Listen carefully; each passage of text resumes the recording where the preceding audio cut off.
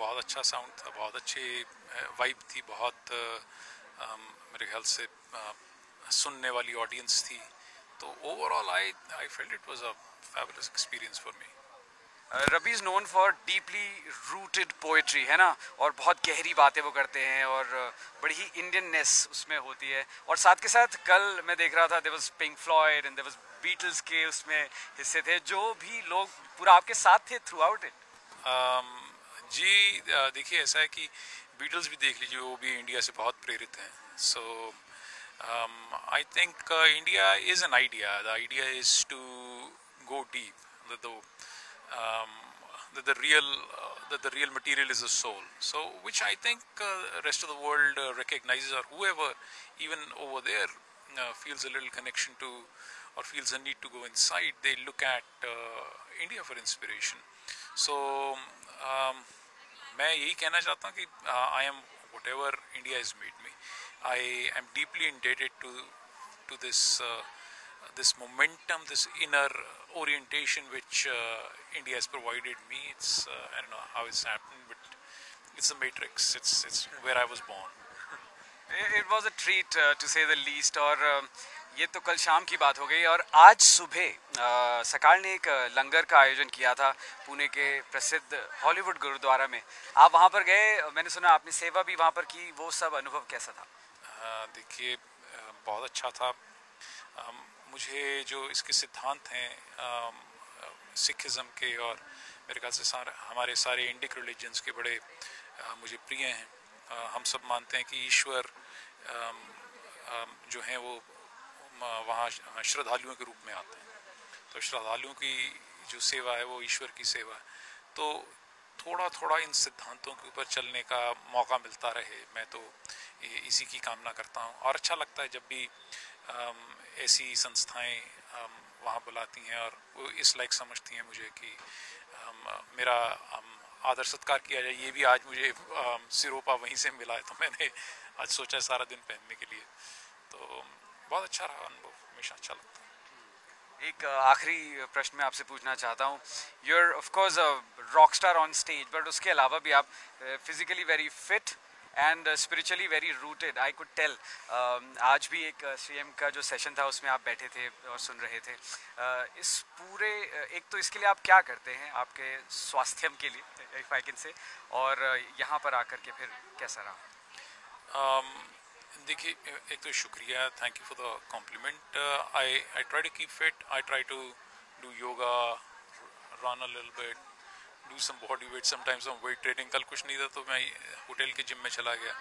पर मुझे लगता है कि अच्छे स्वास्थ्य के लिए कुछ भारतीय सिद्धांत हैं जो मुझे लगता है, जैसे I remember somebody telling me, और maybe Dalai Lama said it somewhere, कि the sign of true health is compassion.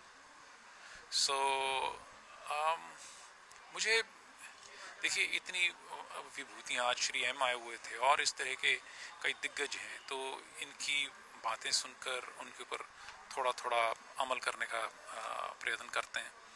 और मुझे लगता है कि जो कुछ अच्छी हिंदुस्तानी रवायतें हैं, जब आप इनके ऊपर थोड़ा सा चलते हैं तो शायद अपने आप ही कोई एक ठहराव दे देती हैं। कुछ अपने आप ही एक गंभीर कोई सोच मिलनी शुरू हो जाती है, कुछ टिकाव आ जाता है। आप जैसे लोग मिल जाते हैं जो इस तरह की बातें करते हैं और फिर आगे इस तरह की बातें चलती हैं।